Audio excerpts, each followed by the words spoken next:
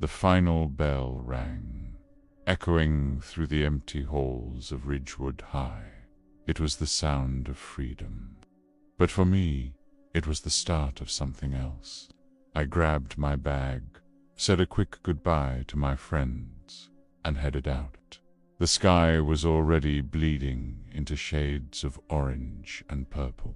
Normally, I'd hop on the bus, but that day, for some reason, I decided to walk. It was a long walk, maybe 15 minutes, through a quiet neighborhood and a shortcut, through a forest trail right behind the old cemetery. I'd done it before, but something about that evening felt off. The air was heavy, almost holding its breath, and the shadows seemed to stretch and claw at the edges of the pavement. I told myself I was just being paranoid, that it was just dusk playing tricks on my mind.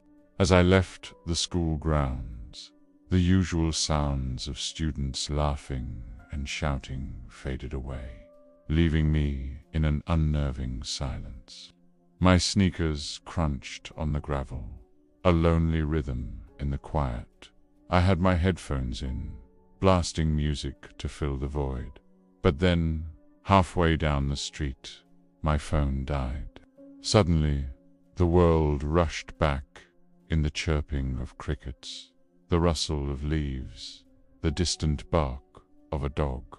Each sound felt amplified, almost hostile. I pulled my jacket tighter, a shiver running down my spine that had nothing to do with the cold. When I reached the entrance to the forest trail, I paused. The path ahead was a tunnel of darkness, the trees overhead blocking out what little light was left. My gut screamed at me to turn back, to take the long way around. But my pride took over. I wasn't a little kid. It was just a path. It would save me 10 minutes.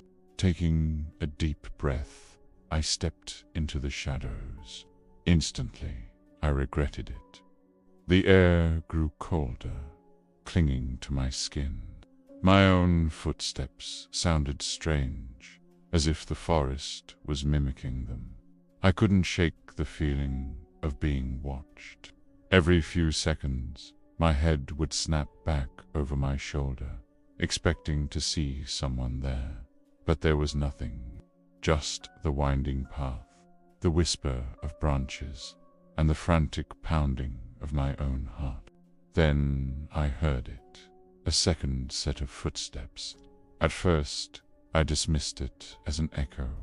The woods can play strange tricks on your ears. I stopped walking, holding my breath to listen. The footsteps behind me didn't stop. They were slow, deliberate, unmistakably real. My blood ran cold. I spun around, my eyes straining to see into the gloom. Hello. My voice was a weak, trembling thing. The silence that answered was absolute. The path behind me was empty. I tried to laugh it off, my mind grasping for a rational explanation. A deer, a stray dog, just the wind. I started walking again, picking up the pace. The footsteps returned, perfectly matching my new speed. Thump, thump, keeping time with my own. I didn't look back again. My instincts were screaming at me to run, to get out of there. But a part of me was paralyzed, terrified of confirming my fear. Maybe if I just ignored it, it would go away. Maybe I was just imagining things. Then, a twig snapped loud and sharp directly behind me. That was it. Adrenaline surged through me, and I broke into a dead sprint. My backpack slammed against my spine. My lungs burned. The forest became a blur of dark, twisting shapes at the edge of my vision. I could hear it chasing me, now heavy, uneven footsteps pounding the earth, getting closer and closer. I didn't dare look back. I just ran. Finally, the trees broke, and I saw the familiar silhouette of the cemetery fence. Beyond it, the faint glow of streetlights promised safety.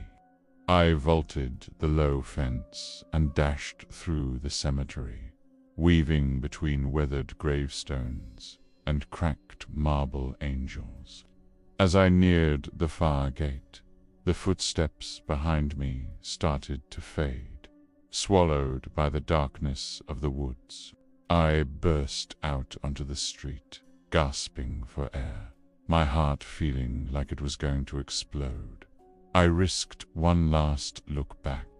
The forest stood silent and still, a wall of impenetrable black.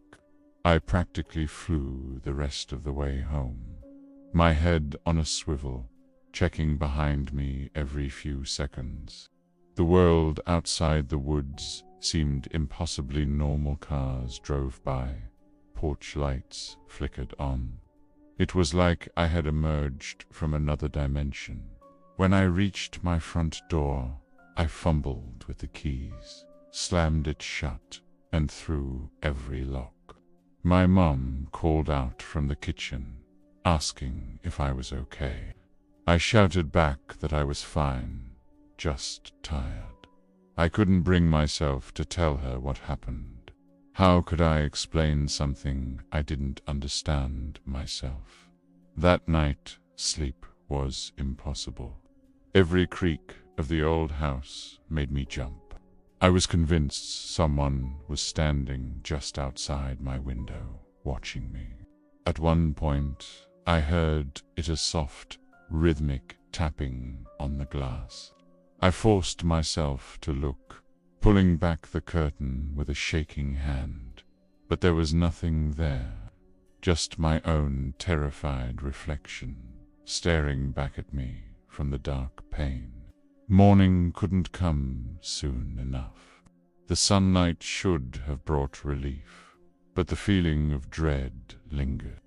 My phone, which I'd plugged in the night before, was completely dead again. But as I picked it up, I noticed dark smudges across the back, the same dirt from the forest trail. I knew I hadn't dropped it. I tried to rationalize it, to brush it off. But then, as I was putting on my shoes for school, I froze. My eyes locked onto the sole of the sneaker I'd worn the night before. Stuck in the treads was mud from the cemetery, just as I'd expected. But there was something else wedged between the grooves, something that made my breath catch in my throat. A single pale gray fingernail, jagged, cracked, and utterly inhuman. I threw the shoe across the room with a strangled cry. The rest of the day at school was a blur. I was on edge, jumping at every sound. In the quiet moments between classes, I could almost hear them, again those slow, deliberate footsteps. My friends asked what was wrong, but I just laughed it off, blaming it on a bad night's sleep. How could I tell them? I thought something had followed me home. That night, I dreamed of the forest. I was on the same path, and this time, when I looked back, I saw it. A tall, skeletal figure with skin like ash and eyes like sunken pits. It watched me, and then its lips pulled back into a wide, impossible smile. It whispered my name. I woke up with a gasp, drenched in a cold sweat. But this wasn't just a nightmare. The window was wide open, letting in the cold night air. And on the floor, a trail of muddy footprints led from the window across the room and stopped right beside my bed. We moved away from Ridgewood a few months after that. I've never walked home from anywhere since. always taking the bus, always making sure I'm not alone. But sometimes, late at night, when the house is quiet and the wind is still, I swear I can hear it. Those footsteps, slow, steady, and always getting closer. Thanks for watching. If you have a story you think I should tell, let me know in the comments. And if you want to hear more, don't forget to like this video and subscribe. Stay safe out there.